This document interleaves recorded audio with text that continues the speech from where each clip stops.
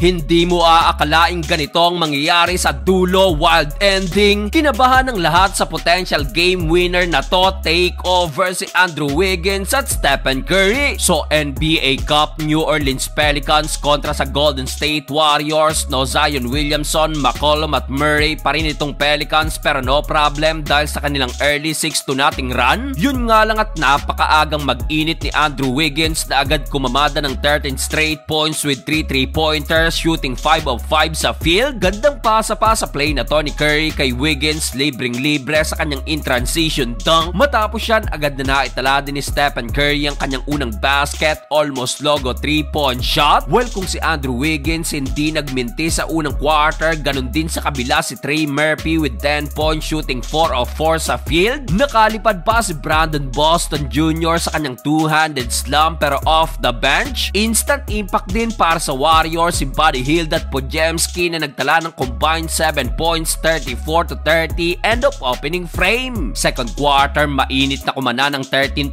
run ng Pelicans sa panguna pa rin ni Trey Murphy. Dahil dyan napawi na ng home team ang kalamangan at nabasag na lang yan dahil sa back-to-back 3-pointer na to ni Draymond Green. Brandon Ingram naman pinagpaglang ang depensa ng Warriors sa kanyang reverse dunk na agad binura naman ng catch and shoot 3-point shot ni Stephen Curry. Under 3-minute mark, natawagan ng technical ang head coach ng Pelicans. Halos magwala ba naman ang hindi matawagan ng foul si Murphy sa play na to. Wala ng isang minuto, Stephen Curry, another 3-point shot. Ikatlo na yan ang greatest shooter. Yun nga lang mukhang magagalit na naman si Steph kay GP2. Sinablay ba naman ng open dunk? Butit nandun si Podziemski, kaso nakapagpahabol din ang buzzer beater putback ng Pelicans to take the lead 62-63. Started the third quarter, slow start for both teams. Trace Jackson Davis, pinosterized si Daniel Theis. Bawi naman ang fadeaway jumper si Brandon Ingram, pero Stephen Curry again palaging may sagot kay Ingram. Fly-by, pull-up 3-point shot. Nahay pa si Steph matapos ang end 1 na to ni Moses Moody. Well, halos palitan lang ng basket ang both teams. Trey Murphy, another dunk. Kevon Looney naman kumana ng back-to-back basket to end the third period, 87-84. Fourth and final quarter, wing 3-pointer ni Brandon Ingram, burado ng wing 3-pointer ni Buddy Hield. Nasundan pa yan ang paboritong play ng Warriors, step to Wiggins to Jackson Davis, two-handed slam dunk. Under 6-minute mark, dahil sa nagawang run ng Warriors, pumalo na ang kanilang lamang sa double digit, 99-89. Pero down the stretch, nakabawi ng run ng Pelicans, baba sa tatlo, 102-99. Yun nga lang at binasag na naman niya ng familiar play ni Dre